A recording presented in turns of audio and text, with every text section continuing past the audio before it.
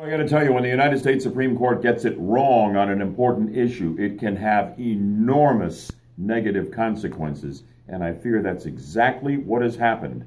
And we're seeing this, I think, but perhaps about to play out in a Central Florida case we talked about on the radio show this morning. This week, by a vote of 8-1, the Supreme Court ruled that even violent threats posted in social media, Facebook, on Twitter, even what appear to be death threats, are protected free speech unless and until it is proven there was intent to actually do the act that is threatened in print.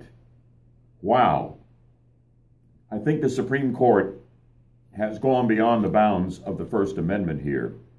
I really do. The Supreme Court, won't allow you to yell fire in a crowded theater without serious legal consequences because you are terrifying innocent people and perhaps causing bodily harm or loss of life in a stampede.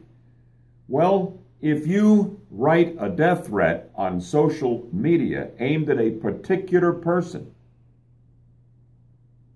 I don't understand why you should get protection from the United States Supreme Court at all when you have terrified an individual who believes you're about ready to carry it out.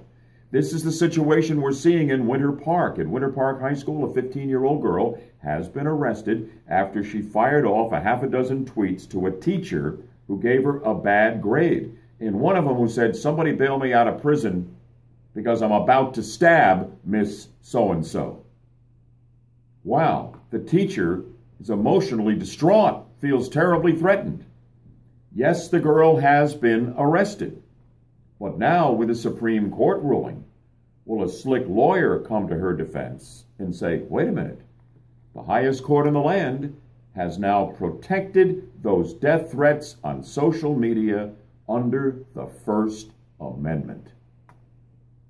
And that girl could potentially walk with no consequences.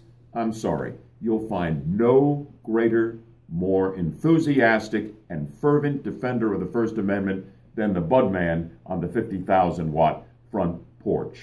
But the First Amendment has its limits.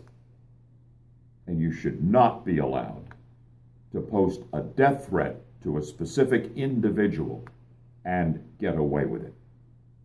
Phones are on fire on this. I know we're going to be talking about it more. I'm already fired up for the Thursday edition of Bud Hedinger Live. I hope you'll join us on the 50,000-watt front porch for my take and your calls on the hottest topics out there. Remember, Thursdays, it's the day for my Dr. Ken Cronhouse to join us at 8:20 on the show with breaking health and medical news you don't want to miss. In the meantime, have a great day. See you Thursday morning, 6 to 9, here on News Radio 102.5 WFLA FM, and of course, still on AM 540.